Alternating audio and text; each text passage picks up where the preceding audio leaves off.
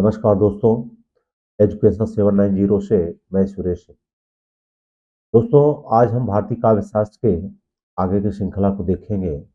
इसके पहले 2 श्रृंखला ऑलरेडी अपलोड की जा चुकी है। जिन दोस्तों ने नहीं देखा है, वो जाकर के इसको देख सकते हैं, जो यूपीएससी, यूपी टीजीटी, पीजीटी के लिए बहुत इंपॉर्टेंट है और प्रश्न यहाँ से एग्जाम में आता ही है। आज देखेंगे प्रतिभा का संबंध किससे है। प्रतिभा का संबंध किससे है? काव्य हेतु, काव्य स्वरूप, काव्य प्रयोजन, काव्य लक्षण। तो हम सभी जानते हैं यह किससे है, काव्य हेतु से है। काव्य हेतु में 3 चीजें बताई गई हैं: प्रतिभा, व्युत्पत्ति और अभ्यास। प्रतिभा, व्युत्पत्ति और अभ्यास कि मतलब हमारे अंदर काव्य करने की शक्ति कैसे आती है। तो इसी को विभिन्न प्रकार के विद्वानों ने या कवियों ने इसको विभिन्न प्रकार की बताए हैं, जिसमें से 3 प्रमुख हैं: प्रतिभा, व्युत्पत्ति और अभ्यास। अब इसकी व्याख्या देख लेते हैं। हेतु शब्द का अर्थ है हेतुर्ना कारणम, अर्थात हेतु कारण को कहते हैं। अतः काव्य हेतु का अर्थ हुआ काव्य की उत्पत्ति का कारण। किसी व्यक्ति में काव्य रचना की सामर्थ्य उत्पन्न कर देने वाले कारण काव्य हेतु कहलाते हैं। भारतीय काव्य शास्त्र में काव्य हेतु के 3 ही बताए गए हैं। क्या क्या है? प्रतिभा, व्युत्पत्ति, अभ्यास। काव्य ये तो हो गए काव्य हेतु, लेकिन इसमें हम देख लेते हैं कि काव्य प्रयोजन क्या होता है। तो काव्य या कविता किस लिए लिखी जाती है? कविता किस लिए लिखी जाती है, या कोई भी लेखक या कवि इसको क्यों लिखता है, इसके पीछे उसका क्या प्रयोजन होता है, उसको काव्य प्रयोजन कहा जाता है। तो काव्य प्रयोजन का तात्पर्य है काव्य रचना का उद्देश्य। तो इसमें देखिए, भरत मुनि के अनुसार इसमें 8 प्रकार के माने गए हैं कि धर्म, यश, आयुष, हित, बुद्धि वृद्धि, लोक उपदेश, दक्षता, चरम विश्रांति, प्राप्ति। तो आज भी देखिए, हम कोई भी कार्य किस लिए करते हैं, स्पेशली इसमें 2 चीज होता है। पहला, एक प्रसिद्धि मिल जाए, और दूसरा हमें क्या मिल जाए? यश, अर्थ मिल जाए। क्या मिल जाए? अर्थ, मतलब पैसा। 2 चीजों के लिए सारे कार्य किए जाते हैं। 2 चीजों के लिए सारे कार्य किए जाते हैं। तो दोस्तों, ये 2 चीजें हैं कि पहला यश और दूसरा अर्थ, जो आज भी करते हैं। लेकिन भरत मुनि के अनुसार धर्म, यश, आयुष, हित, बुद्धि वृद्धि, लोक उपदेश, दक्षता, चरम विश्रांति के लिए का प्रयोजन किया जाता है। अब काव्य लक्षण क्या होता है? तो संस्कृत में काव्य लक्षण आचार्यों ने मुख्यतः 3 आधारों में किया है, जो निम्न है। पहला है शब्द और अर्थ के आधार पर, दूसरा शब्द के आधार पर, तीसरा रस और ध्वनि के आधार पर। तो इसको दोस्तों जरूर देख लेना, यहाँ से भी प्रश्न खूब बनता है। नेक्स्ट हम देखते हैं कि कथा वस्तु। कथा वस्तु को प्रधान फल की प्राप्ति की ओर अग्रसर कराने वाले चमत्कार पूर्ण अंश को अर्थ प्रकृति कहा जाता है। इन 5 अर्थ प्रकृतियों का सही अनुक्रम क्या है? ये नाटक में विशेष ध्यान दिया जाता है इसका। तो इसका राइट आंसर हो जाएगा बीज, बिंदु, पताका, प्रकृति और कार्य। बीज, बिंदु, पताका और प्रकृति, कार्य। इसके सही अनुक्रम को इसी प्रकार से याद रखिएगा। इसको जैसे कि बीज, बिंदु, पताका, प्रकृति और कार्य। कथा वस्तु को प्रधान फल की प्राप्ति के 5 अर्थ प्रकृतियों का सही अनुक्रम क्या है? बीज, बिंदु, पताका, प्रकृति और कार्य। अगला देखिए, निम्नलिखित रचनाकारों को उनकी रचनाओं के साथ सुमेलित कीजिए। तो भरत का क्या है? हम सभी को पता है, नाट्य दर्पण। भरत का क्या है? भरत का क्या है? नाट्य शास्त्र। दर्पण नहीं, बल्कि इनका क्या है? नाट्य शास्त्र है। यहाँ हम देख लेते हैं, इसका राइट आंसर क्या हो जाएगा? ए। राइट आंसर क्या हो जाएगा? ए। मतलब ए का क्या हो जाएगा? नाट्य शास्त्र। ए का क्या हो जाएगा? नाट्य शास्त्र। और इसके बाद धनंजय का हो जाएगा 10 रूपक। धनंजय क्या हो जाएगा? 10 रूपक। और सागर नंदी का क्या हो जाएगा? सागर नंदी का हो जाएगा नाटक लक्षण रत्न कोश। नाटक लक्षण रत्न कोश। और इसके बाद रामचंद्र गुणचंद्र का हो जाएगा नाट्य दर्पण। इसको विशेष ध्यान दीजिएगा, क्योंकि नाट्य दर्पण और नाट्य शास्त्र में आपको कंफ्यूजन नहीं होना है। क्योंकि भरत की रचना जो है कौन सी है? नाट्य शास्त्र है। और रामचंद्र गुणचंद्र की रचना कौन सी है? नाट्य दर्पण। इस प्रकार से हमारा इसमें कौन सा विकल्प सही हो जाएगा? ये विकल्प सही हो जाएगा। एक बार हम इसको यहाँ भी देख सकते हैं। भरत की रचना कौन सी हो जाएगी? नाट्य शास्त्र। धनंजय की 10 रूपक, सागर नंदी की नाटक लक्षण रत्नकोश, रामचंद्र गुणचंद्र का हो जाएगा नाट्य दर्पण। और साहित्य दर्पण जो है किसकी है? विश्वनाथ की है। यह भी बहुत इंपॉर्टेंट है, ये कई बार एग्जाम में आया हुआ प्रश्न है कि साहित्य दर्पण किसकी रचना है? तो किसकी हो जाएगी? विश्वनाथ की। किसकी हो जाएगी? विश्वनाथ की। अब आगे देखिए, नाटक में जो प्रमुख प्रश्न बनता है, अर्थोपक्षेपक। अर्थोपक्षेपक के कितने प्रकार होते हैं? इसके भी कितने होते हैं? 5 ही होते हैं। जैसे उसमें हमने देखा था बीज बिंदु पताका प्रक्रिय, वह 5 थे। ऐसे अर्थोपक्षेपक के कितने प्रकार होते हैं? तो कितने होते हैं? 5 होते हैं। सृष्टि कथा वस्तु के साधनों को अर्थोपक्षेपक कहते हैं। ये 5 प्रकार होते हैं: विस्कंभक, प्रवेशक, चूलिका, अंक मुख या अंकास्य, अंकावतार। तो इसका मेन पूछता है क्रम। इस क्रम को विशेष याद रखिएगा। क्या पूछता है? क्रम। तो क्रम को याद रखना है। आगे देखिए, भरत मुनि के अनुसार नाट्य वित्तियों का सही क्रम क्या है? नाट्य वित्तियों का सही क्रम क्या है? तो इसमें पहला हो जाएगा भारती, सातवती, कैसिकी और आरभटी। भारती, सातवती, कैसिकी और आरभटी, इसका सी राइट आंसर हो जाएगा। ये नाट्य वृत्तियां हैं और इसका इन्होंने यहाँ पे सीक्वेंस दिया हुआ है। नेक्स्ट देखिए, कुछ कोटेशन है, ये बहुत इंपॉर्टेंट है और देखो कई बार नेट में पूछा गया है और नॉर्मल एग्जामों में भी तो पूछा गया है। इसमें देखिए, शब्दार्थों सहित काव्यम, ये किसकी हो जाएगी? भामह की। किसकी हो जाएगी? भामह की। वाक्यम रसात्मक काव्यम, ये हो जाएगा विश्वनाथ का। रमणीयार्थ प्रतिपादक शब्द काव्यम, ये हो जाएगा पंडित जगन्नाथ का। और मम्मट का हो जाएगा तद दोषौ शब्दार्थ और श्रवणान लंकित पुनः व अपि।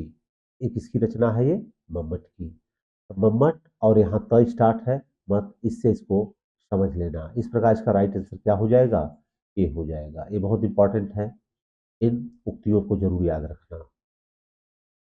यहाँ इसकी व्याख्या दी हुई है। शब्दार्थों सहितम काव्यम भामह का, वाक्यम रसात्मक काव्यम विश्वनाथ का, रमणीयार्थ प्रतिपादक शब्द काव्यम पंडित जगन्नाथ का, तद दोषौ शब्दार्थो श्रवणान लंकृति पुनः अपि एवं मठ का, और शब्दार्थों सहित वक्र कवि व्यापार शालिनी। यह किसकी रचना है? यह किसका कोटेशन है? कुंतक का है। आगे देखिए, लिखन बैठ जाकी सभी, लिखन बैठी जाकी सभी, गति गहि गरब गरूर, भय न केते जगत के चतुर चितेरे को।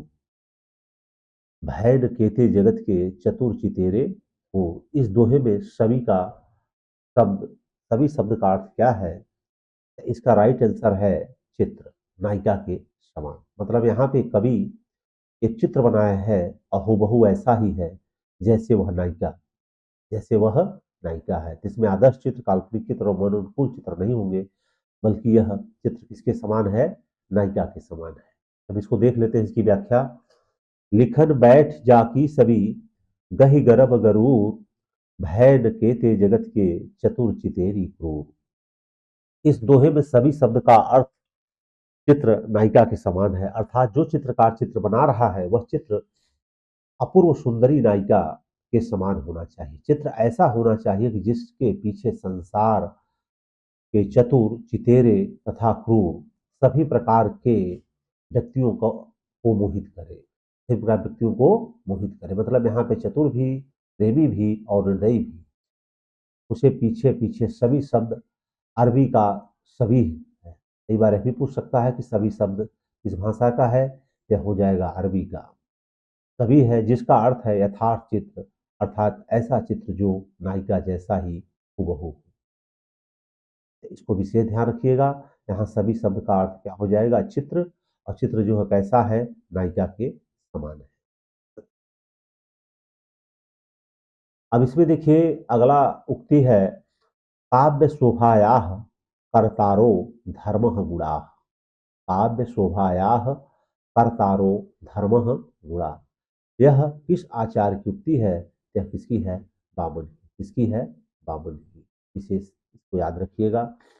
बाकी कुछ और साहित्यकारों के हैं इसमें, जैसे वामन का काव्य शोभायाः कर्तारो धर्मः गुण, विश्वनाथ का है सुख दुख एक समान क्या है? रस है। सुख दुख दोनों क्या है? रस है। तद दोषौ शब्दार्थो षौणालंकृति ही पुनः वापी, यह किसकी है? बम्मट की, पहले देख चुके हैं। और आनंद वर्धन का क्या है? सहृदय हृदयादिश शब्दार्थ में तेवेव लक्षणम, ये किसका है? आनंद वर्धन का है। इसमें ज्यादातर ये सुख दुख और काव्य शोभाया ये दोनों पूछा जाता है, इसको विशेष याद रखिएगा।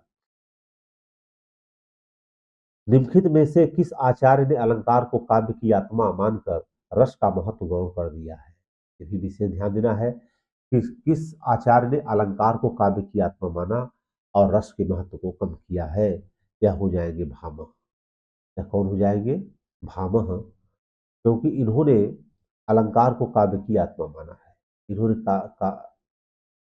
इन्होंने काव्य को, तो निम्नलिखित में से किस आचार्य ने अलंकार को काव्य की आत्मा मानकर रस का महत्व ग्रहण किया है?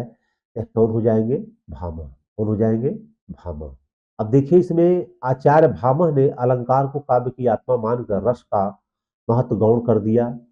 भामह ने काव्य के मुख्य अंगों में गुण अलंकार आदि का विशद वर्णन किया था। आचार्य भरत और दंडी ने 10 तथा वामन 20 काव्य गुणों की गणना की। कई बार यहाँ से पूछता है, याद रखिएगा भरत ने 10 दिया था और वामन ने 20, वामन ने 20 दिया था, 20 काव्य गुणों को बताया था।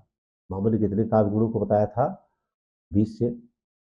तो इसमें हम देख रहे थे कि आचार्य ने अलंकार को काव्य की आत्मा मानकर रस का महत्व गौण कर दिया था। तो कौन थे ये भामह थे। कौन थे ये? भामह थे। अब देखिए आचार्य भामह ने अलंकार को काव्य की आत्मा मानकर रस का महत्व गौण कर दिया। भामह ने काव्य के मुख्य अंगों गुण अलंकार आदि का विशद वर्णन किया था।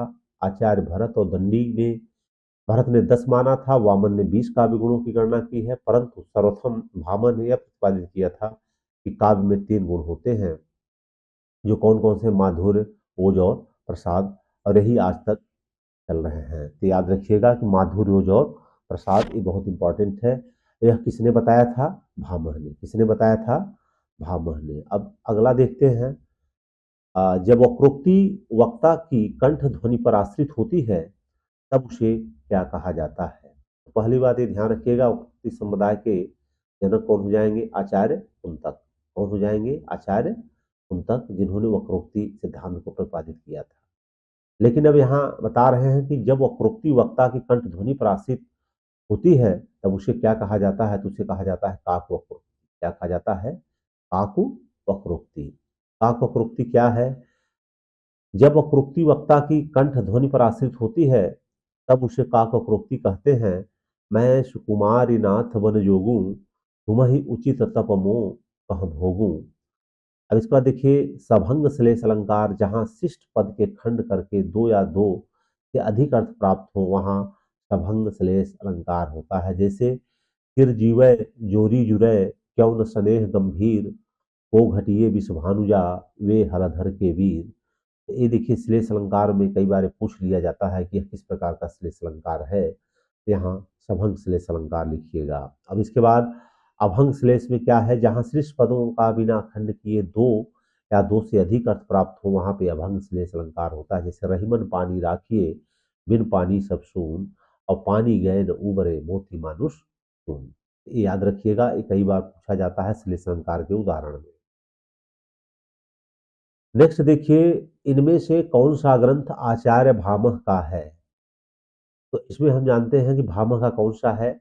काव्यालंकार। कौन सा है?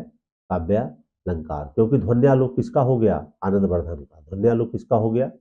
आनंद वर्धन का। साहित्य दर्पण है विश्वनाथ का। और दंडी का है काव्यादर्श। यहाँ हम देख लेते हैं, काव्य अलंकार हो जाएगा भामह का, काव्यादर्श दंडी का, साहित्य दर्पण विश्वनाथ का और ध्वन्यालोकानंद वर्धन का। ये विशेष याद रखिएगा।